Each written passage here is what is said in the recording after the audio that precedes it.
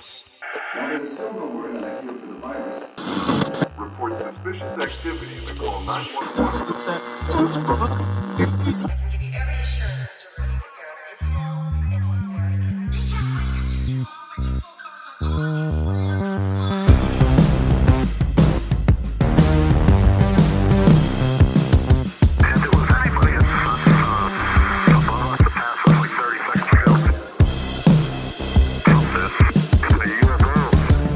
Howdy, folks, and welcome to another episode of your favorite podcast, That Would Be Rad.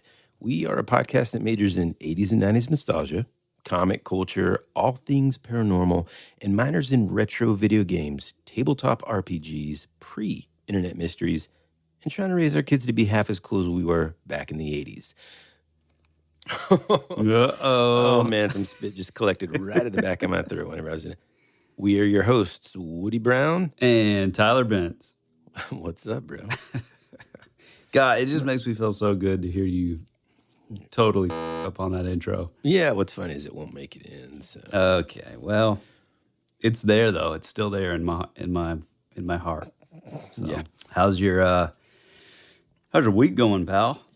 Okay, look, this is going to be so cliche whenever I say this. Moving stuff sucks. Oh, yes, the word. Now, a couple weeks ago, I posted about like trying to get some advice on where I should put and how I should categorize the VHS on all the shelves and stuff. Yep. And here's the thing, because we've gotten a couple of folks like write in and say like, hey, how's that going? What'd you decide on? Here's the God's honest truth. Hadn't gotten to it. I mean, there are some things on shelves, but oh man, it's so hard because in this new room, I basically have less shelf space, and ultimately, I have decided that I'm going to display mainly sort of like the horror collection, and then kind of dive into, I don't know, man. It's hard for me to be definitive on that. Although I think I'm going to turn the closet into like almost like imagine like a movie rental, just space. Like every surface of that closet is just going to be shelf. You know, that's where I'll put the VHS. So basically like the back room in a video store. Yeah, I forgot about those bad boys. You need to guys put know what we're like talking about? the bead curtain too. Dude, that was always so sketchy. But that was only in like the local. Like maybe you can correct me on this. I don't really know. There's no way that they had that kind of stuff in like Blockbuster. There wasn't like a special room. But I don't if you think go it was to a these special local video stores, you like look at the guy and you're like, hey man, we're looking for more of the adult. Okay. I wouldn't think that Blockbuster could have that. I think they had like a section though. Yeah, I don't know. And I mean, I'm not even just talking about, of course, you know, you go there, but I wasn't talking about like triple X stuff here. What were you I was talking about? about? Like, you know, like Faces of Death and like those kind of like. Yeah. No, that's what I'm talking about with I think all that adult Was stuff. that what you're talking about? I think all that. No, in the local video stores, it was definitely just like a porn shack Okay. in the back. But I'm talking about like I think all that kind of adult stuff was just in one section. Yeah, I mean, I wouldn't know because I didn't watch that stuff, you know. Dude, you know what's hilarious? This is coming from the guy who has told me kidding, at man. length the minute marker for Time Cop. Stop it. There's never enough time. Never enough for what? Dude, you know what's hilarious to think about is like, first there were like these giant, big, quote unquote, like big corporation rental places. And then there were like some, like offshoots, like movies. And like the outside was painted up like a cow. I mean, not exactly clever, but I don't really remember that. Oh, yeah. We had one in Dahlonega where I went to college. Huh. And then there was like, sometimes they got, they were just done with being creative and it would just be video rental. Yeah. And then there were just like little small stores. And then there's like rental places in the grocery store, like the Ingles where you guys were. Oh, yeah. It's just crazy to think about, dude. Yeah, it was because it was just Ingles Video. Yeah. It's just right over there on the, to the side, right whenever you walk in. You're like, oh, I mean, I guess I'll rent a movie. I came here for broccoli. I guess I'll rent a movie. It was smart, man. Yeah. Yeah, I feel like all those mom and pop ones eventually just got bought up by Blockbuster. Movie Gallery. Movie Gallery was another one. Oh, so I think Movie Gallery in Cleveland was eventually bought up by Blockbuster. The Video Store. I remember that was one. Yeah. Hey, Luke's dad had videos years ago. Trust me, man. In the satellite store. You want me to tell you something that's extreme? I hope Luke's listening right now. Mm-hmm. Luke told me this a while back, and it's like one of the most tragic things in the world. So they sold that store, and when they did, they had like every single VHS that you can even imagine, right?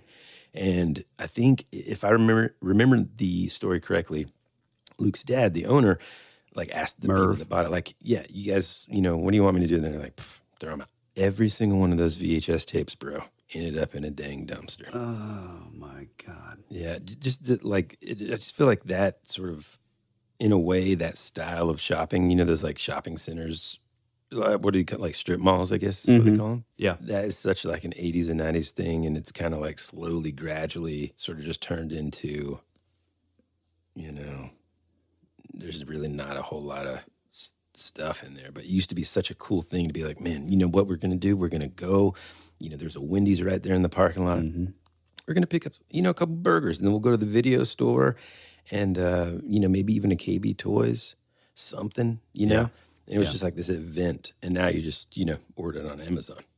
I mean, the only toy store that I remember in Cleveland, or the only place that really had toys, was we had a Big G. Do you remember those?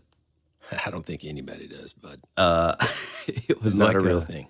It was almost like it was in shopping malls, but it was like a sort of miniature. Oh, well, I guess about the size of like a little bit bigger than like a dollar store, but it had like, I remember that's where I got my Bob the Goon figure and all my Keaton 89 Batmans. Yeah. Dude, this is so fun. Like, thank God we ended up talking about toys. So in this move, right, that I've been doing, moving sucks. Yes. Yep. But the cool thing about it is it does give you the opportunity to kind of find some stuff that you're like, man, what am I doing with this still, I'm more of like a pack rat in comparison to my wife, for example, who's just like, don't need it, throw it out. Exactly. Like, no, this is the cardboard box that I've had since I was 3. It's just wild. So anyway, it gives me the opportunity, though, to kind of like go through stuff and in a way sort of like use that as the opportunity to kind of justify why I need to keep something. But in doing so, I always uncover something that I've kind of forgotten about, which, in her mind is the primary reason why I should just get rid of it anyway, because I didn't even know I had it or I forgot about it. Well, anyway, dude, I found this like handful of like toys, figures that, man, I have been, oh God, I don't know. It's like for the last 15, 20 years or so, every time I kind of see them, I'm like, oh man, I remember that toy, but I have no idea where it's from. And if you're a longtime listener, you'll remember that I spent a large part of my childhood living overseas because of my dad's job and stuff. And a lot of times, some of the toys or movies, well, in other words, there was a lot of pirated sort of material over there, knockoffs. I mean, just all kinds of stuff, right? And so for the majority of my, I guess, adult years, I've always kind of thought, well, these are probably just, some crummy knockoff that my parents were like, fine, you can get it, And I always thought, well, that's probably what it is. Well, there's so much cool technology out there right now that there's got to be a way for me to, I don't know, look up this toy. So I started like Googling characteristics of this figure, something like, buck teeth, looks like an elf. It took forever. And then That's the show title, by the way. Yeah, buck teeth, looks like an elf.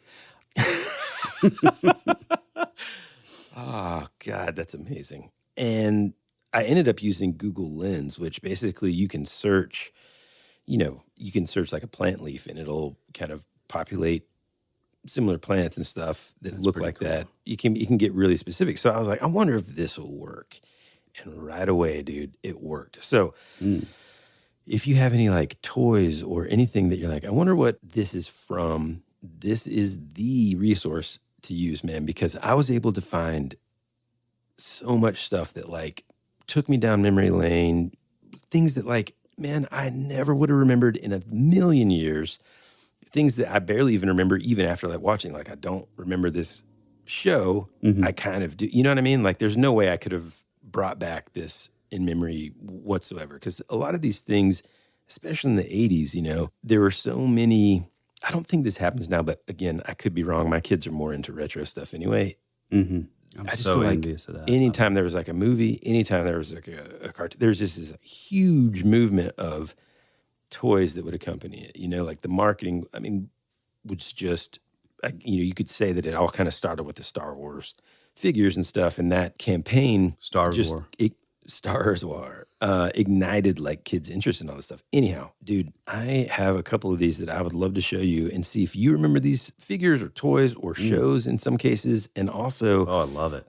In doing this, I found like a lot of interesting facts about these things. And I'm like, oh man, I never knew that. And it just kind of took me down memory lane. So if you're down, Oh, dude, I love it. After these messages, we'll be right back.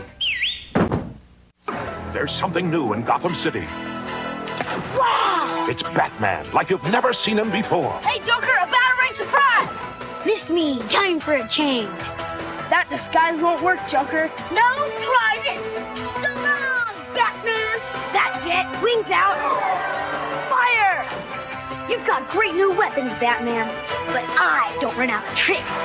You'll need them. Batman, the Dark Knight Collection. Batman, like you've never seen him before, each sold separately. On June 14th, your favorite emotions are back on the big screen in Disney and Pixar's Inside Out 2. It's time to greet your Team Riley! It's anger! Let me at him!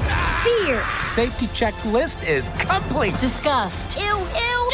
Sadness is in the house! Oh, no. Hello, I'm anxiety. I'm one of Riley's new emotions. Disney and Pixar's Inside Out 2. There's a part 2? We're going! Rated PG. Parental guidance suggested. Only in theaters June 14th. Get tickets now.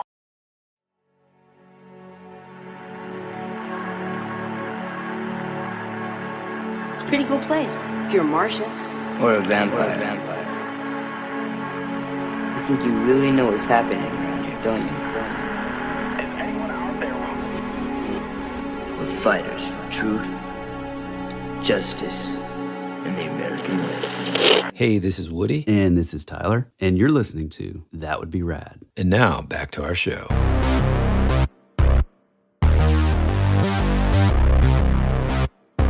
Okay, have a look at this guy. Well, these two guys. Do you remember these guys? What? Dude, I don't. Don't remember it at all? Is the first one from Dungeons and Dragons? Here's the ultimate answer.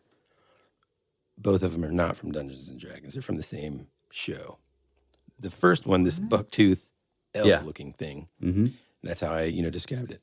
This is from a TV show called Black Star. And it's what's called, now wait for this just amazing, just super creative name for this creature. Mm-hmm. It's a trobbit. Okay. I love it. Let's check out the original intro of this. Let's watch it together. John Blackstar, astronaut. Oh, cool. Is swept through a black hole into an ancient alien universe. Trapped on the planet Sagar, Blackstar is rescued by the tiny Trobbit people. In turn, he joins their fight for freedom against the cruel overlord.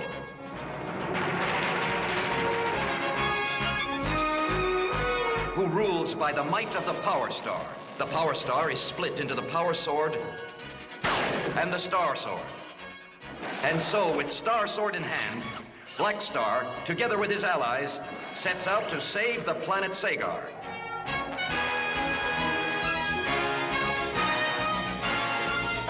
This is his destiny. I am John Blackstar. Man, Okay, just I out of the gate. Do you remember this? vaguely remember this. I didn't really remember much of it except for that sort of like shapeshifter dude that they showed. And I don't know if they don't really get into it in this like show intro. Mhm. But the other toy that I have here, this like sort of light blue, with orange arms and stuff. Yeah. He's this like shapeshifter dude. And He's the one that I vaguely remember, I feel like. yeah, dude. Now, did he, and I may be like misremembering this and thinking of the Dungeons and Dragons cartoon, but Did he have like a stick that could like? God, that almost sounded real weird. That could grow. That I don't know. And I don't. Maybe I don't. Maybe, man. I mean, the funny thing is, though, is like, I mean, obviously the Trobbit. I mean, rip off, right? But like looking at the animation, real quick, is there something that it really looks almost exactly like? Oh, it looks just like Thundar the Barbarian. Okay, and also Black Star, because he rides like he has like the little green dragon looking thing, and the bad guy looks kind of like Devilman 13, but I don't know if that's too deep of a cut anime. I don't know. What do you think? Well, it looks to me like the animation looked just like the He-Man show. Oh yeah, I mean they all kind of did though. I mean, but this looks, dude, it's exactly like the face and everything. So let me just tell you a little bit about this, because I had, number one, completely forgotten about the show altogether, and then number two, had no idea about it. So Black Star is an American animated science fantasy television series that was produced in 1981. The series had many notable similarities to He-Man and Masters of the Universe, which was produced shortly afterward by the same people. And John Blackstar, the premise of it all is he's an astronaut from Earth. He's stranded on this planet called Sagar, which, after his spacecraft was swept into a black hole, taking him to an ancient alien universe. So he ends up aligning himself with these like cute little characters called Trobbits. They're kind of like, they're kind of like a hobbit, really, except no hairy feet. They're like little short elf-looking creatures.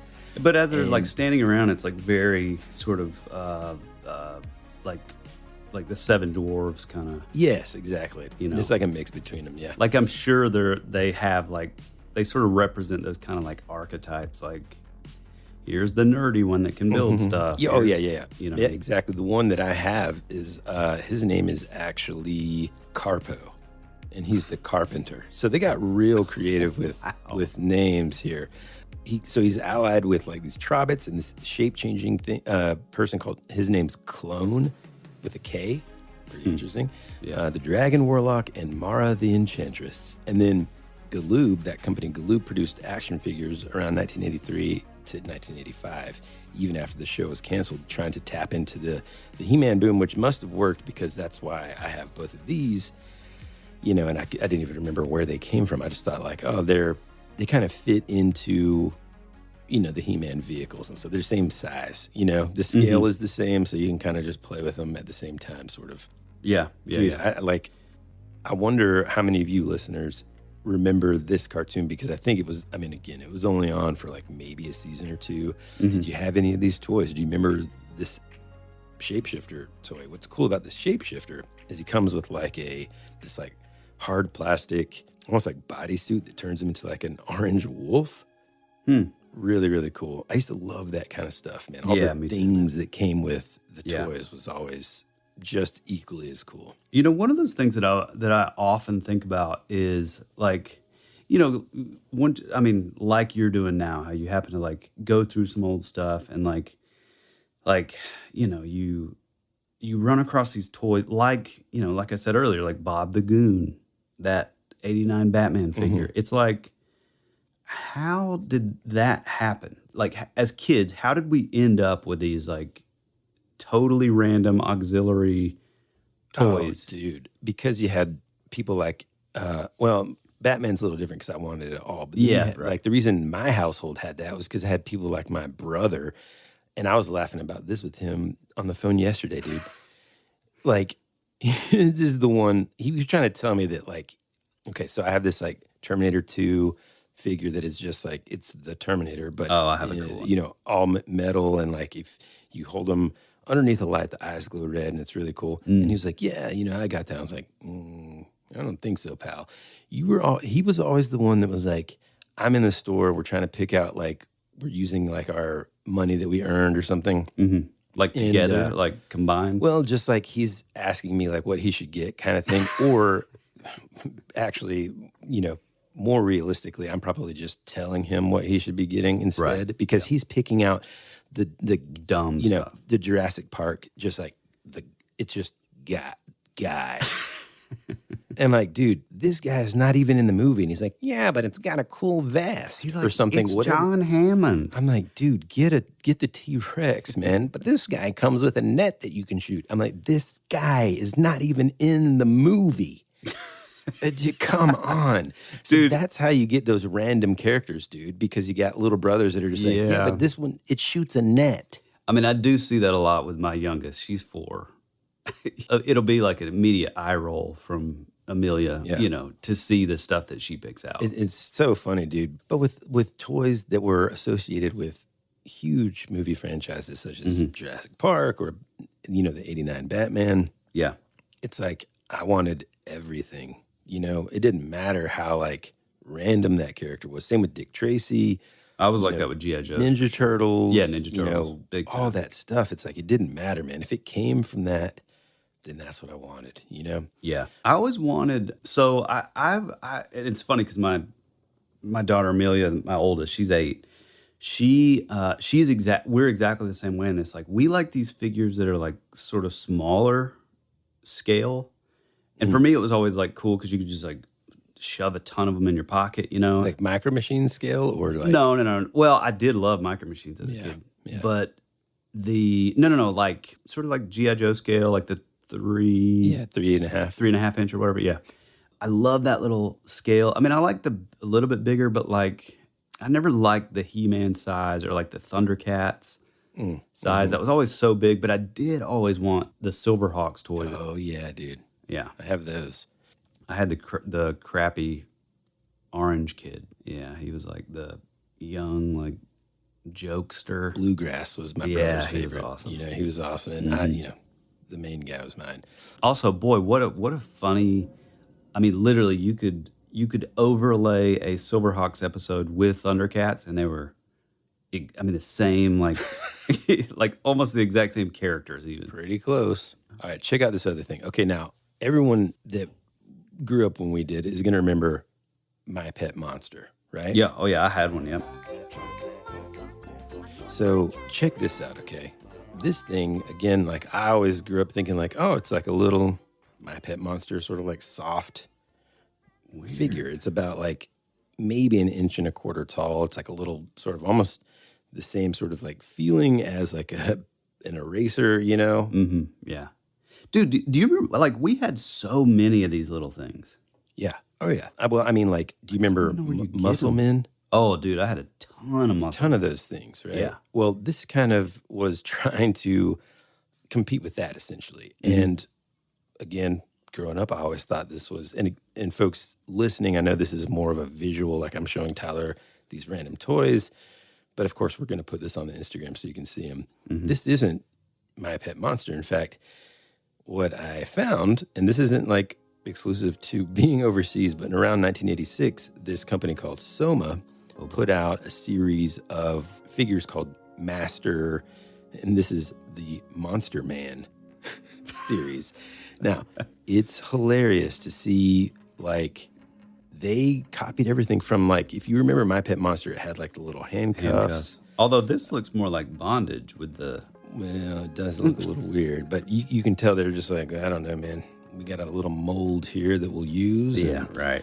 That's about all. Anyway, they also had like a series called like Master Karate, I don't remember any of this Ninja, stuff. Wrestlers. Like they were trying to really capitalize on all of the things that were popular back in 86. You had Karate Kid, you had WWF, but they had like little ripoffs, man, of things. And what kind of separated them from things like the Muscle Men figures is Muscle Men, for those of you that are trying to recall like what that was, they were probably a little bit smaller than this, and they were just like flesh tone. Yeah, just one color. No paint. But they had like a bunch of different, like, do you remember the guy who was like he had like hammer hands kind of thing?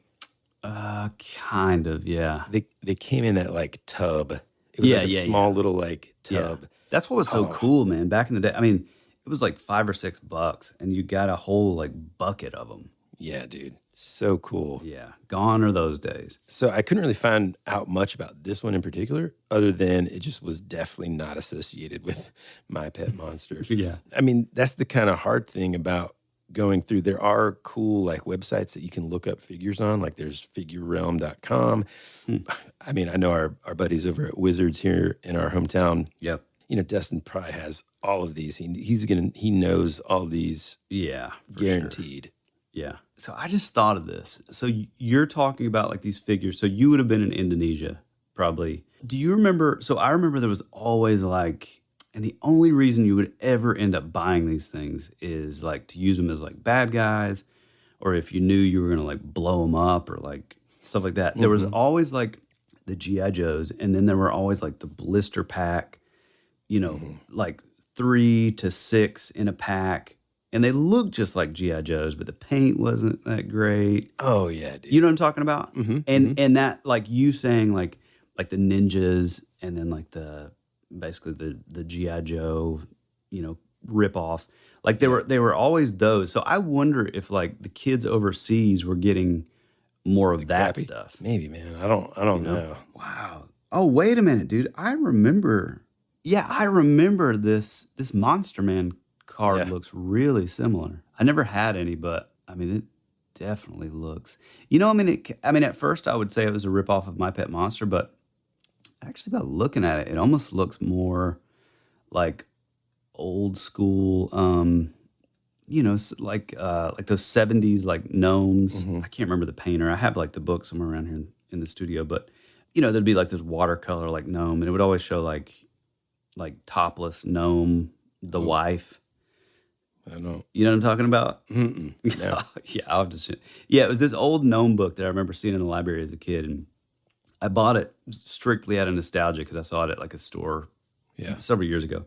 But it's very like, I mean, the folklore in the book is like pretty legit. I mean, you can tell that it's based off of like serious, you know, early, you know, Germanic and you know, folklore and stuff. This almost looks a little bit like the trolls in that thing. Yeah, but I agree. And it's like, but also like, I don't know if it's my memory. I tried so hard, man, to find anything about this, but I feel like, I feel like there was a cartoon, you know, like, or it was close enough to the My Pet Monster cartoon or books or whatever that I, you know, maybe that's, I mean, maybe it's still working. I mean, boy, it's still tricking me. Yeah, if you look at that, if you zoom in, that the center painting, the purple one, I mean, that looks straight up My Pet Monster. Yeah, I had a My Pet Monster, and I don't even know. Dude, I think you can sell those puppies. Really? $50. Oh yeah, I remember just especially if it's in good condition. Yeah, I mean, it was just sitting at my grandmother's for pretty much my whole childhood. I never had one. No, I promise I'm not being judgmental when I say I wasn't into like stuffed animal stuff because like I was the kid that like if I woke up in the middle of the night I just saw like a shape, I'd be like, oh yeah. You know, so I didn't want any of that. Well, I don't know how I would have ended up with that. Like maybe it was one of those when I would go to my dad's or something, and it was like a Christmas thing where it's like we don't really know what he likes, but you know, that kind of situation. Yeah, maybe. I mean, the only thing I do remember being like really loving like using those handcuffs. Whoa. Well, no, because they had like the little groove in it, so you could like break them.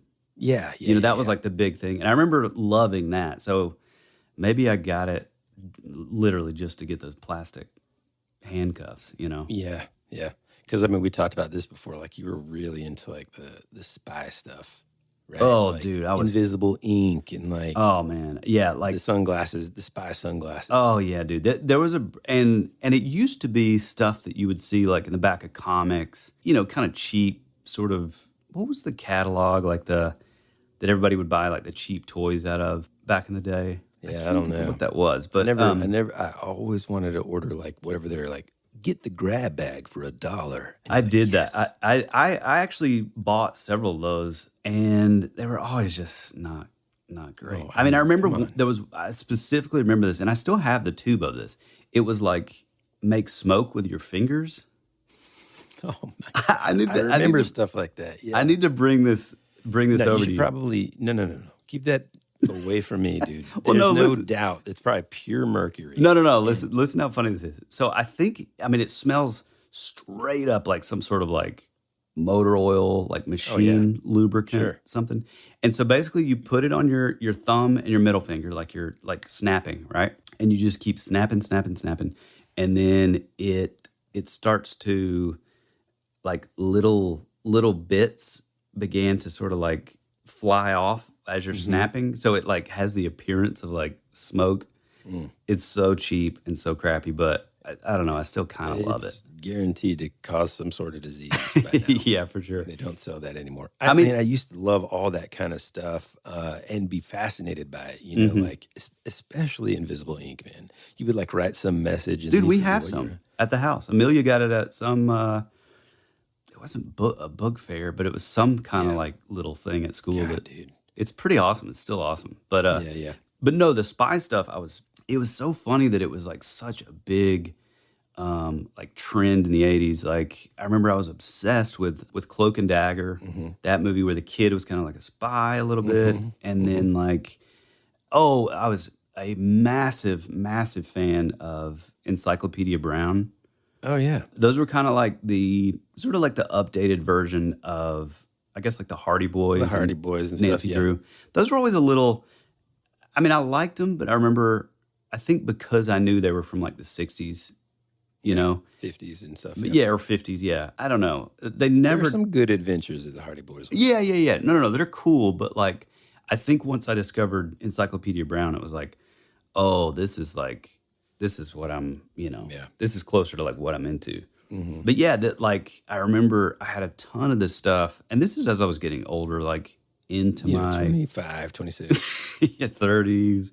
No, but this would have been like later when I was like using my own money. So I don't know, maybe like 11, 12, 13 maybe. This company called Spytech. I know I've mentioned it on the show, but like, man, I still have like there's like a vest, which is like basically like it's literally a fishing vest with just like all these like pockets, but like it was marketed so well that it's like, oh, this pocket holds this thing that you have to buy. And it's like, I had like the little camera that would fit in like the little like Good and Plenty box.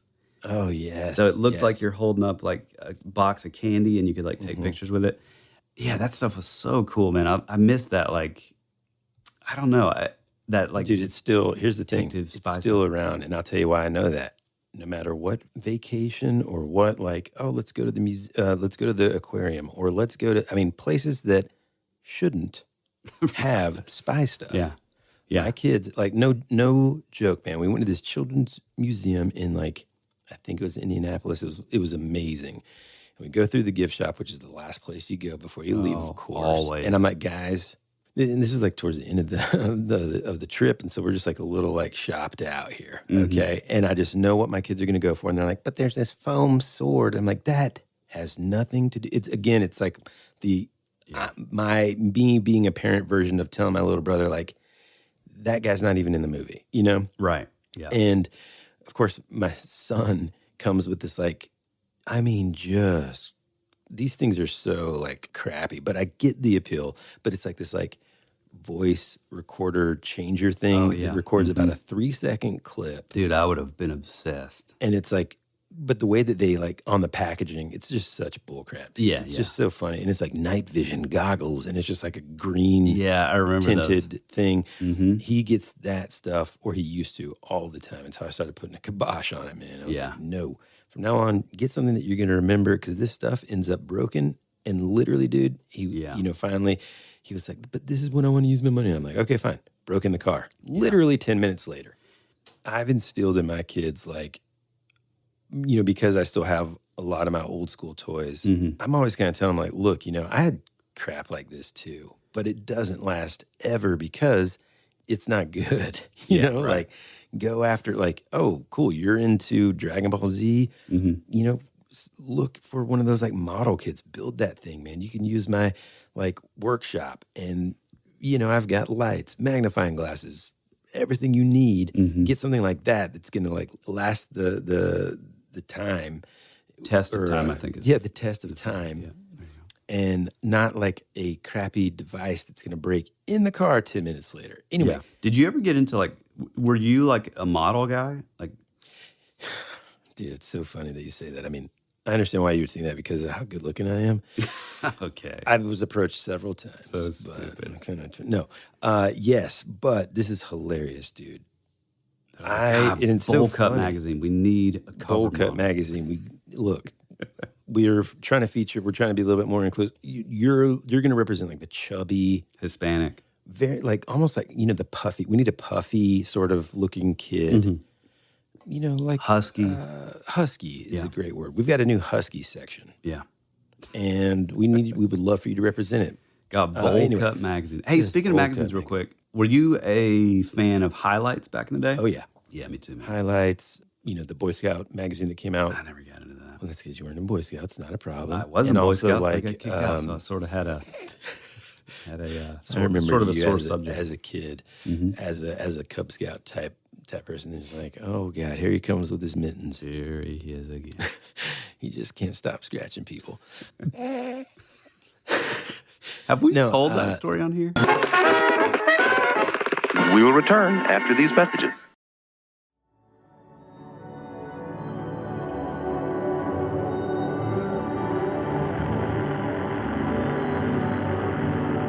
There's something out there waiting for us.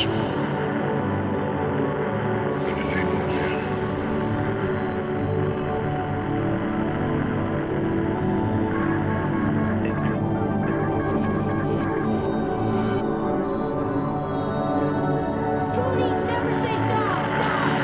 Hey, this is Bryce Johnson from the Bigfoot Collectors Club, and you're listening to Tyler and Woody on That Would Be Rad, because that is rad.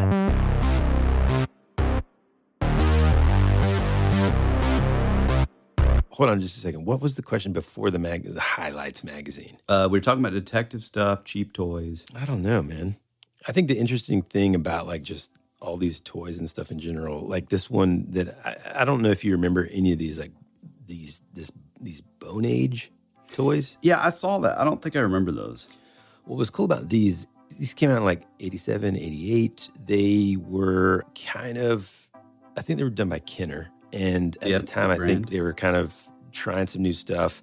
And it was sort of a mix of, you would get these little like, little figures that would go with like a dinosaur. And the dinosaurs you'd actually like put together. I mean, it's weird because I feel like I remember the little like caveman figure, but I don't remember the dinosaurs at all. Yeah, you're referring to Crag the Clubber. Yeah, right. He's the chief of the Stone Clan. Oh man, that's awesome. And what was cool about the dinosaurs, you could make the T-Rex, and this is the one that we had. I don't have the T-Rex anymore, unfortunately, but like you could create just the dinosaur as it is, or you could like make structures out of it. I mean, it's kind of a weird concept. Yeah. A lot of cocaine and stuff was happening in the 80s, I feel like, with some of these toy ideas. You know, one of the things that like always I never liked as a kid is, so I was always like really, really into like, I mean, I'm sure you too, like the sort of like fantasy, you know, like knights and dragons and wizards, and it was all like that. And so you would see this sort of like caveman motif thrown around a lot, like Thundar the Barbarian. What was it? The like planetoids or no? What am I thinking of? Where there was like another sort of like, I don't remember. Dude, basically but I know like what a you're caveman. saying. Yeah, I wasn't super into it either. I always hated that, man. Like there was something that just immediately turned me off. Like this is probably one of my brother's toys.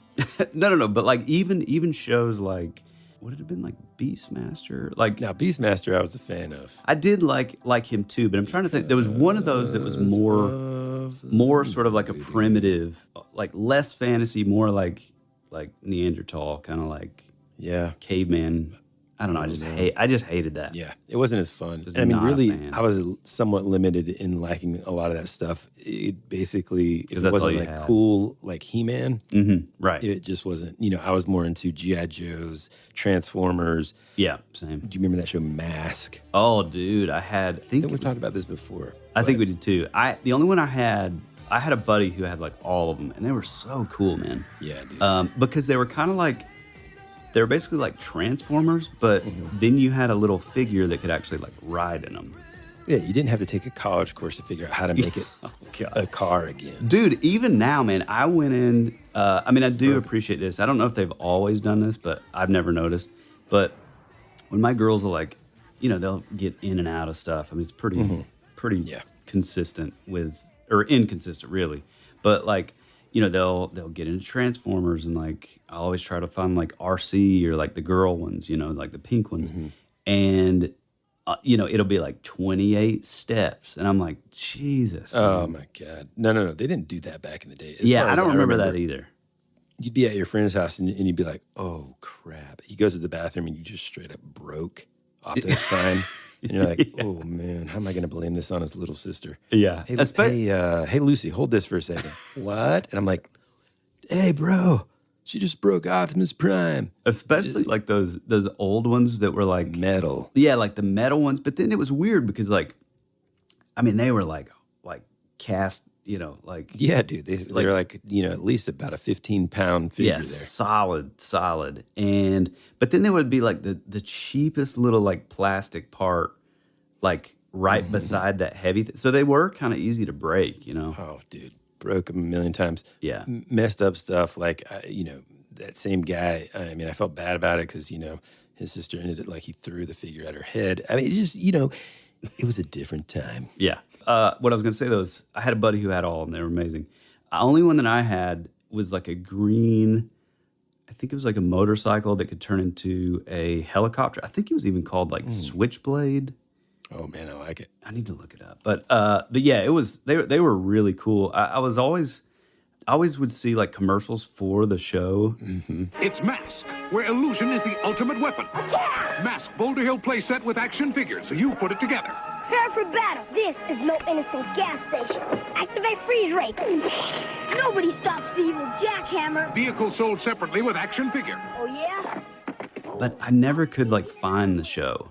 Oh, really, dude? I loved that show. I mean, I think I've seen it like only a few times, but it was like one of those shows that I always wanted to like find. I just never could. Were you ever a fan of like GoBots? Like I always thought it was not as cool as Transformers, and so I think we had a couple, but not, in fact, like I think it may have had one Transformer, and then it was just kind of like I waited until they made him plastic, and then there's like, oh, okay, there's only 3 moves in this one. Yeah, the whole like bottom half like rotates, and now he's got legs. Like I got pretty Oh, that's what you asked me, dude. Was I ever a model guy? Oh, right. Here's like the thing. I had very little patience whenever I was a kid. And also just like, same. I was terrible at, my brother was always so good. Like we would get the same model. And I remember specifically one time, it was right after, we watched Top Gun or something. So we went to the store and, we got all this stuff, like the glue, the special glue, the thing, the this, the that. And we get these F-14 Tomcat models. And they did always look really cool. Dude, they look so cool, right? Yeah. And the thing that sucked about them, though, is, well, 2 things. One, 10,000 parts. You had to, like, carefully remove the parts so that nothing was broken. And my brother's parts would always be perfect, right? And I didn't want to have, like, any, like, little bits that were sticking out. And I would just be like, God, this thing is not, and then crack. So now I've got, like, a broken, whatever. Yeah. I'm like, come on. He's like, he was always good at like calming me down. Hey man, don't worry. We can glue it back. This is my younger brother, right? Soft and Yeah. And I'm like, come on, man, this sucks. And it's all your fault, man. You made a noise and I broke the. Yeah. And then the other thing that sucked about it was once you finally got it put together, it looked pretty good. But the decals that came with it, you had to soak in warm water first. Oh, like the watermark and then decals. Carefully. Yeah. Place them on the thing. Guess how many flippin' stickers I had, or decals, that would just be like ripped as hell. Almost every one. Yeah. And so my models always came out looking like, oof. And my brothers were like perfect. And so I just kind of like gave up on the models pretty quickly. Yeah, I was like that too. I think I had like, not a lot, like maybe like 2 or 3, like my whole childhood. And like, I know exactly what you're talking about because they were always in the, and you would see this with like a lot of the G.I. Joe like vehicles and stuff, and it maybe even like the accessories. Like they would come in like those, like the mold where you would have to like twist them and break them out. Yeah. And like with those models, it was the same kind of thing. But I mean, if you didn't do it so delicately, like what you're talking about, they would just snap in half.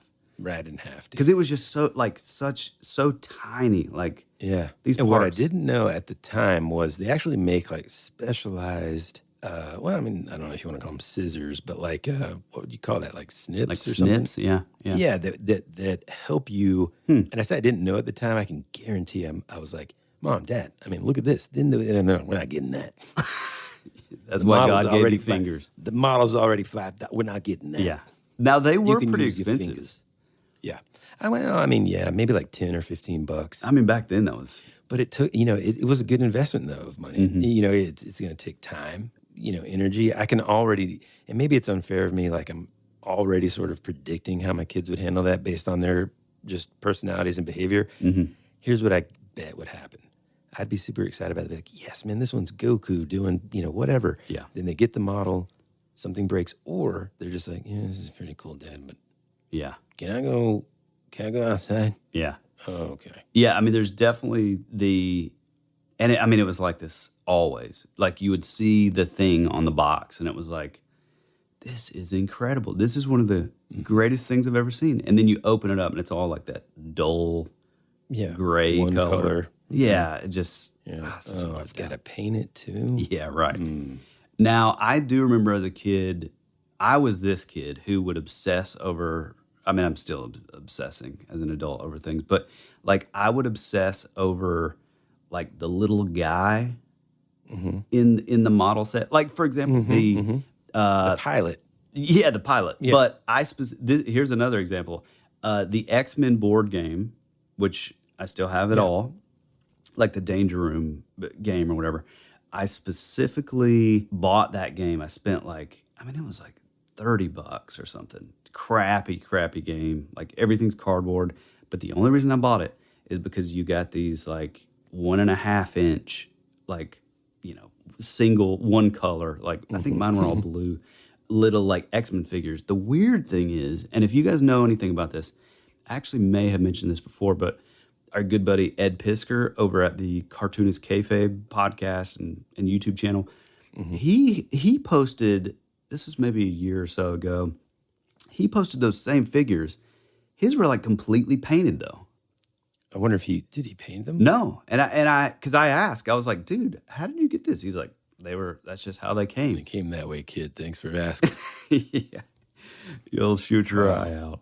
I know this episode has been really random, and really we didn't get into a bunch of these like sort of random toys and stuff, but like I've got a question for our listeners, which is, were there any sort of toys that you found or that you were, super, super into? We didn't even dive into our obsession with Teenage Mutant Ninja Turtles. Oh, man. We've got a lot of friends and listeners that are far better experts at these things. Oh, our buddy Dustin. Than both of us. Yeah, Dustin over at Wizards. Yeah. That Weekend Warrior. Oh, no. Well, two Dustin. That's an excellent YouTube channel to go check out. I was talking about Dustin Downey. We have two Dustins who are like toy aficionados, yeah. Another toy that I always wanted, but I only remember the show, was that Brave Star show. Do you remember that? Yeah. He was like the futuristic cowboy. I never had any of the toys, but I always thought they looked cool.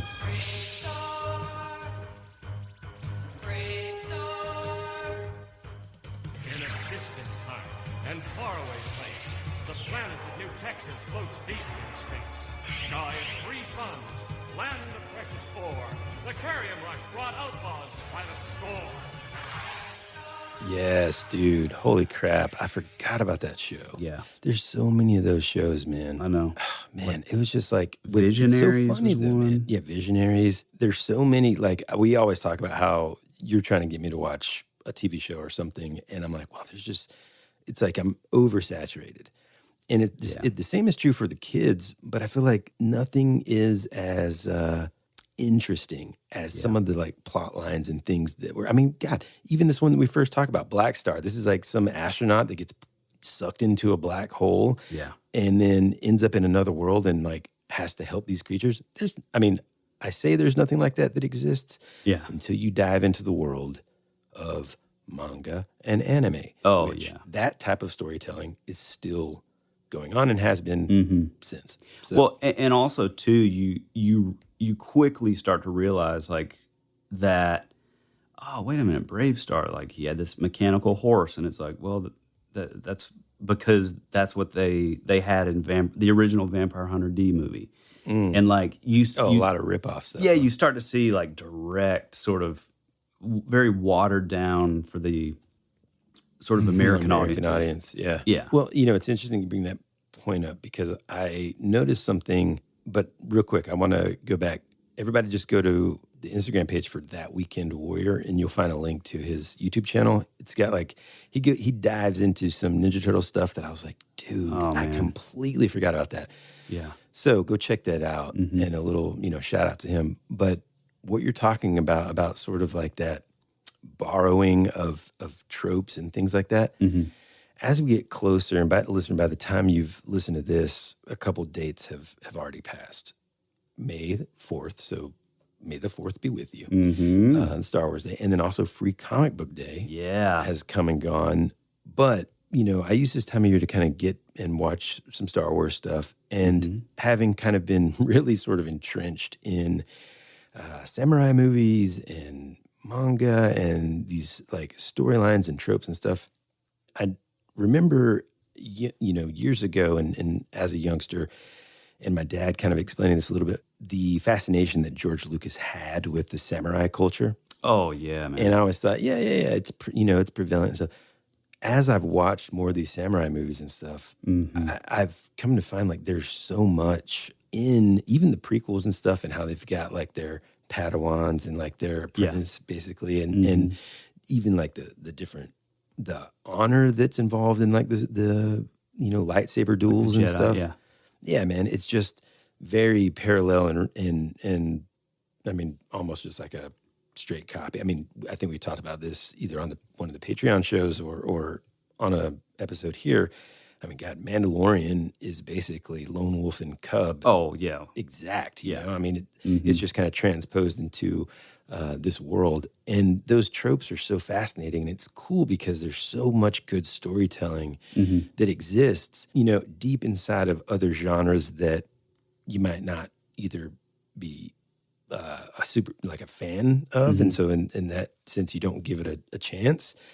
And for so many years, 40 plus years, I was that way with anime and stuff. And now that I've kind of started to watch, I do less watching of the anime, actually more of the reading of the manga. I've come to find out, like, man, there's just so much good story that like, that's why it's so addicting, man. I can't put these books down because there's so much just amazing stuff, stories about friendship and, all like adventure and all this. I haven't dove into like the real dark stuff because I'm not super into that necessarily. But the stuff that I'm reading now is pretty dark fantastic stuff. Now, did you, we've kind of talked about this before with like Star Wars figures and stuff. Did you get super into those whenever you were a kid? It's weird because I think, so I was born in 81. And so I remember my babysitter, and I've said this on the show before, it's one of those things that I just, in a way, I wish I would have just stolen them, because later in life, I tried to buy them. But so as a kid, I remember my babysitter, Brenda, she had a son named Sean, who would have been like a teenager getting into adulthood when we were real little. But she would go into the back room, and which, I mean, like, I would be so pissed because it was at her house, it was just a babysitter at her house. And she would go into his room and bring out like the Death Star with like the little like garbage pit thing that would like close in on him. And like, it was amazing. Like, I mean, he had everything, all the X-Wings, the Millennium Falcon, like all the stuff. It was incredible. Wow. And so later in life, I tried to see if she would just like sell me some of the stuff, because I thought it was, just so cool. And, she was like, no, Sean doesn't want to sell it. So that was kind of my only, I mean, I loved Star Wars, like the movie, but that was sort of my only, because they weren't selling the toys really anymore. So they were a little bit before me as far as like. Well, I mean, when Return of the Jedi came out in 83, so yeah, we're pretty young. Yeah, see, I would have been 3. Yeah, so. I don't know, man. For whatever reason, I was super into it, I had and have a fair amount of Star Wars. Well, so were you getting them like overseas? No. So, I mean, this kind of is the time period when I was back in the States. So from like kindergarten to third grade, I was back here. So I didn't move back to Indonesia until like the end of third grade, middle of third grade. Interesting. Like I had a few figures. I mean, I still have a few, which, I mean, again, they're like just the dumbest figures. I have like the little chubby guy, the Rancor handler. Yeah. He's like bald, those, yeah. And then I have like one of the, the generals on the Death Star in like the gray suit with the weird hat, helmet. Just these weird figures that like, again, going back to the top of the episode, it's like, I don't know how I acquired this. But I do remember any time we would go to like flea markets and stuff, which I still love doing. Yeah, me but too. my wife's not into it at all. So it's, it's kind of rare. But we both do. We love going to like antique stores and consignment shops and all that stuff just to see if there's like any, gold buried in them hills. But I remember like going to flea markets and you would see like the loose characters in like the little plastic bags. And that was probably the only place that I was able to like get them, which probably explains why I had like the dumbest characters. Yeah. You're like, oh, this guy, I think he's in Star Wars. yeah, exactly. There's a lot of that. It's funny, man. You say like, see if there's any gold in them there hills. I think there's a couple different types of collectors, whether it's toys or comics or books or, whatever. There's a couple different types. Whatever. For me, it was, when I walk in Wizards, for example, I'm just looking for stuff that like I want from the good old days. Yep. Something that will either complete my collection or like, oh man, I remember this. Something that's going to make me remember that time, and not for like, oh, I'm going to I'll give you an example. This Crag the Clubber that I just, showed you. One of these things sold on eBay for like $450 back in 2020.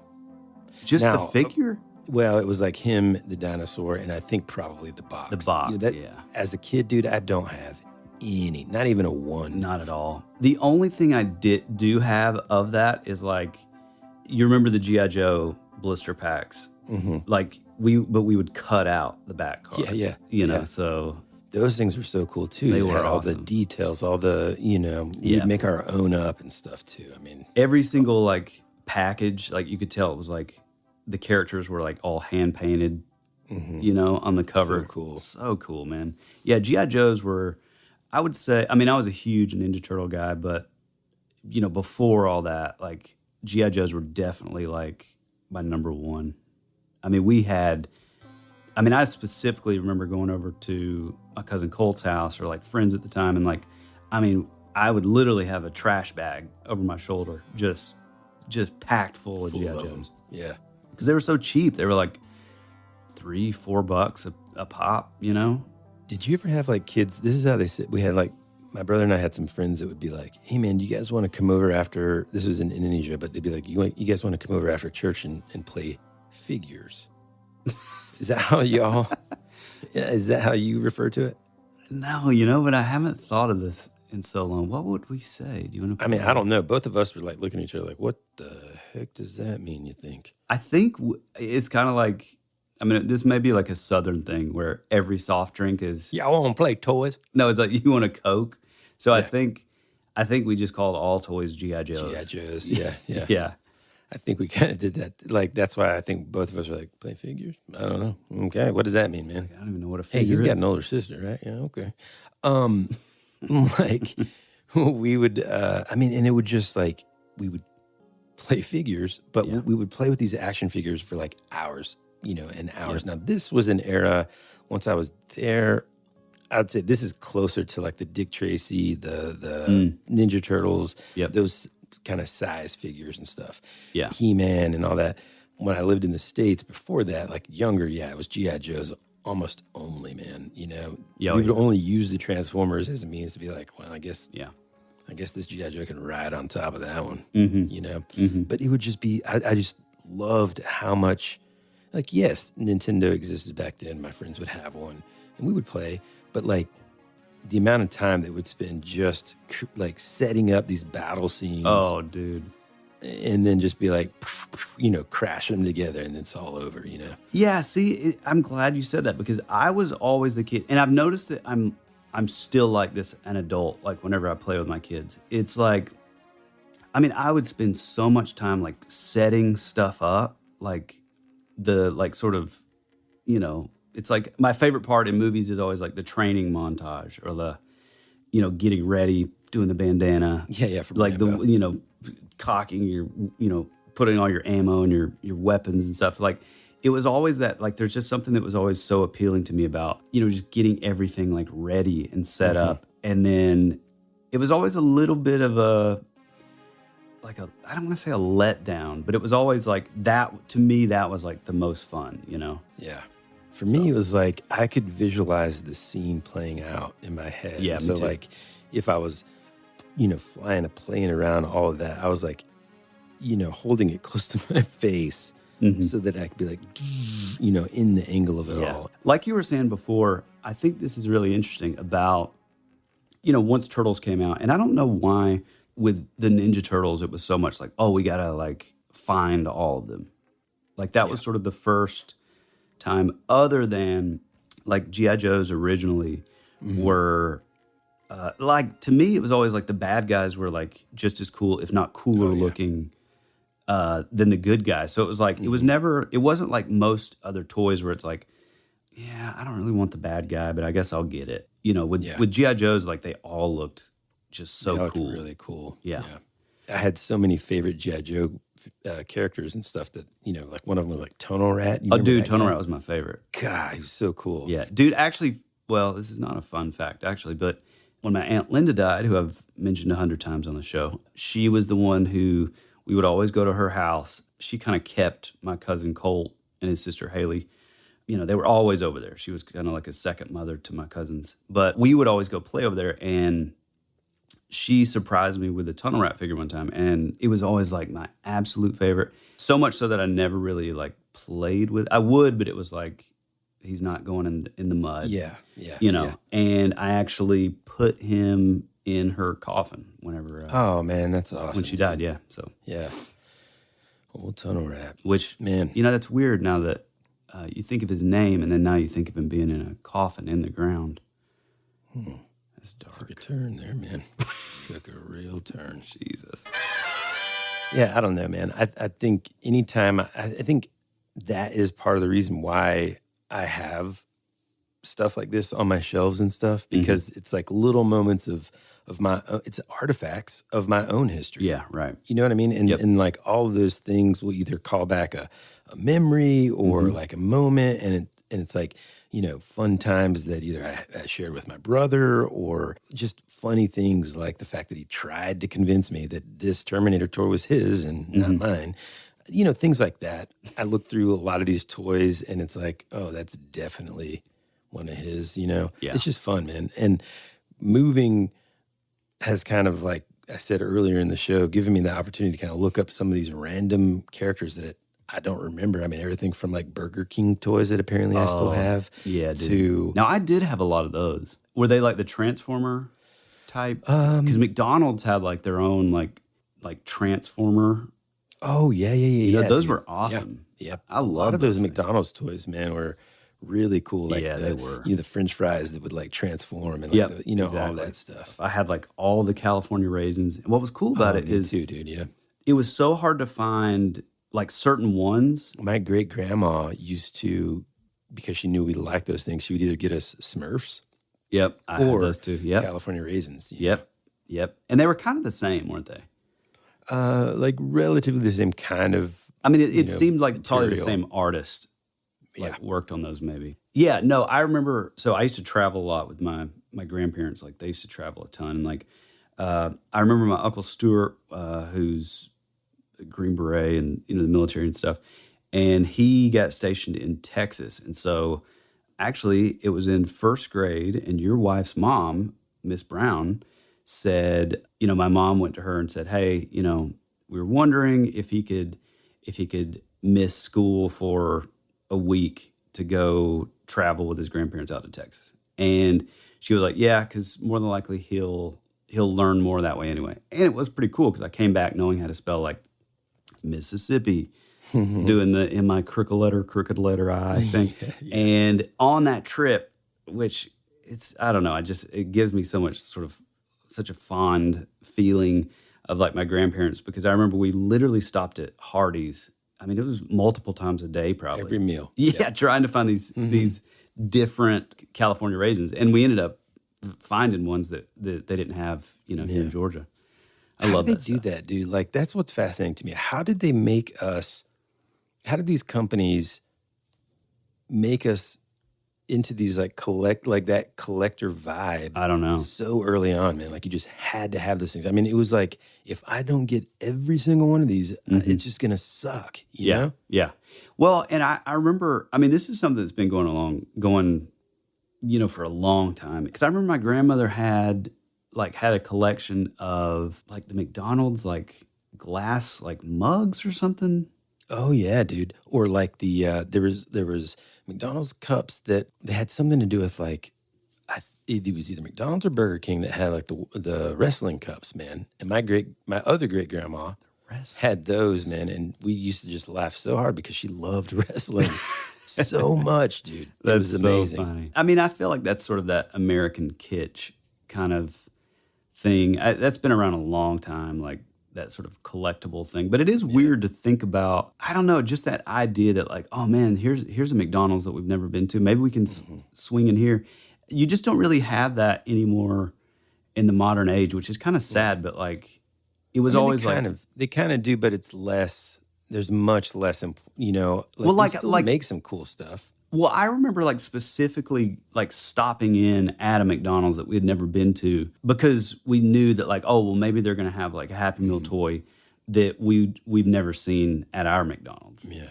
I mean, ultimately, I would love to have any of the toy expert friends and listeners that we have on to kind of go over this stuff. I mean, we've talked about having Johnny on because of the Batman animated series stuff. He's really into those, and Marvel Legends. He's got an amazing collection. Yeah, he's amazing. Dustin Downey, our buddy Dustin at Wizards. Yeah, we have a lot of folks that are. I have a buddy Mikey who worked at Mondo for years, and now he has his own like sort of boutique like toy company that's kind of like a retro kind of thing. There's just this whole thing, and I think ultimately all of this to say.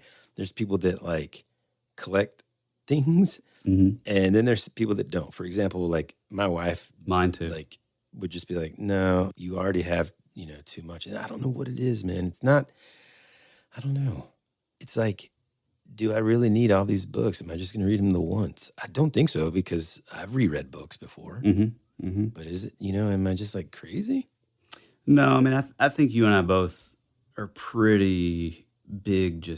We just have that collector mentality. And we talked about this the other day. It's the idea that like, I'm never going to be the collector who like gets something and then doesn't take it out of the box. Like a lot of, and I'm not putting those people down, but like, I've never been able to be like one of those guys. Dude, I struggle with that so much. Yeah. I mean, really, especially when it comes to like new figures like Mandalorian, all those things. And me and Johnny have talked about that before too. I mean, is it weird? Like I still have the boxes though. Well, it's funny you just said Johnny because our buddy Johnny just moved up to Illinois. I'm going to see him again at Heroes Con, which by the way, shameless plug, I am going to be tabling with my art rep and a lot of the other artists on Inky Knuckles at Heroes Con in Charlotte on June 15th through the 17th, 18th. So tragic because I was going to go and be right there and hang out. But when I say tragedy, the unfortunate thing is that is the exact time that my family and I are going to be in Canada. So real cool, man. Real cool. No, but come see me. I'd love to see you guys. And just come say hello if you're up there. I was saying that because, so like I said, Johnny is a huge Marvel Legends collector. He has like all of them. And we're talking like...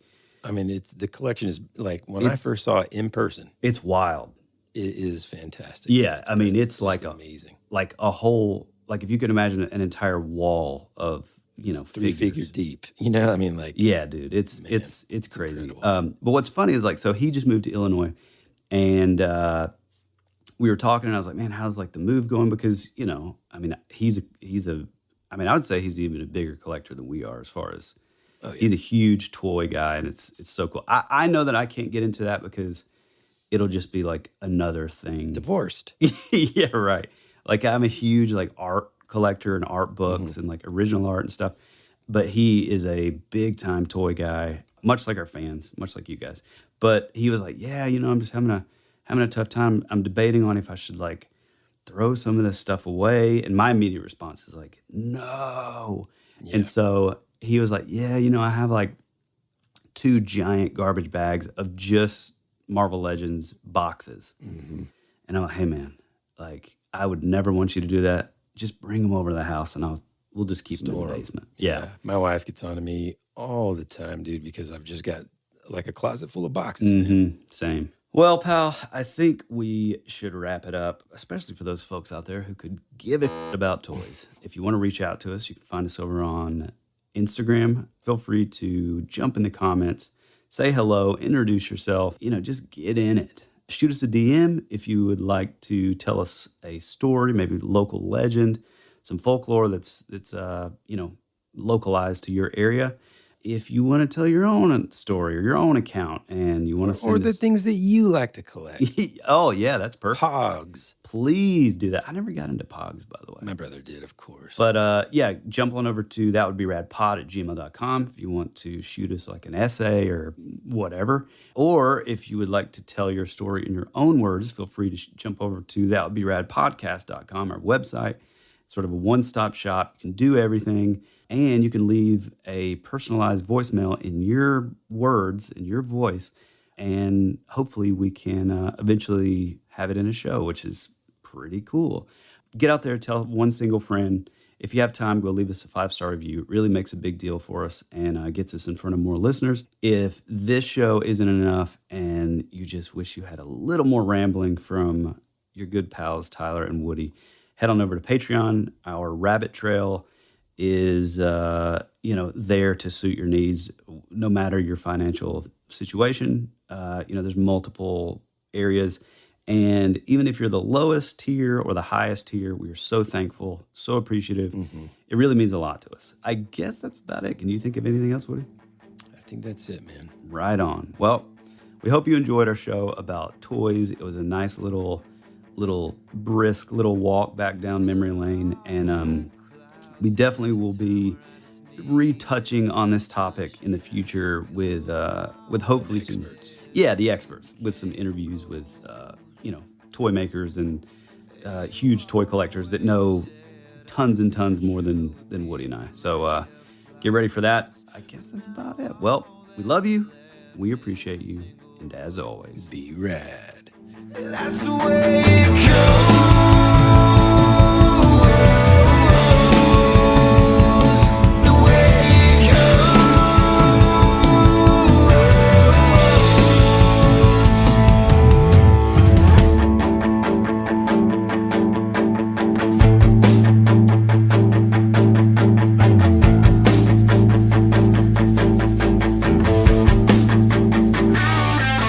You're my favorite song on the radio.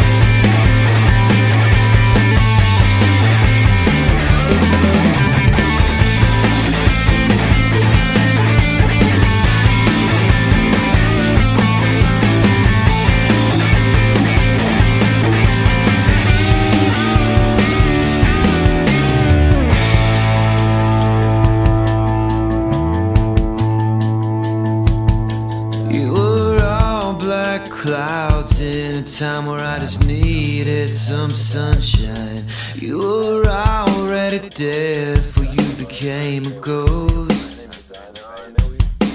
You always said our future would be a parade of flowers, but now all that's left is a single rose. That's the way it goes.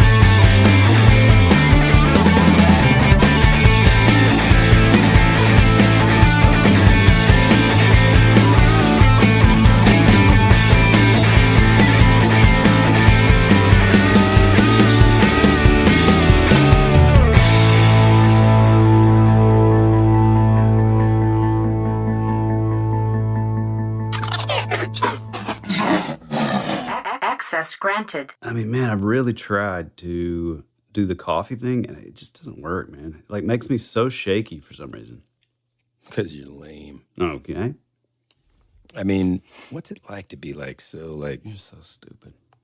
like weak, like physically weak? Yeah. You know what I mean? Like I often it does. Sometimes I just like I'll wake up in the middle of the night, and I'll just wonder like, boy, poor like what? I wonder what it's like to be so physically like weak and like frail. I mean, the thing is, and then I cry for a second because I just feel sorry for you. is my physicality is like that of a person with muscular dystrophy, but my brain is just it's like a supercomputer. So yeah, it's a good trade-off. Do not. This is one thing that's true. You do not get a history award. See what I mean? For being the weakest in the brain department. My accolades speak for themselves.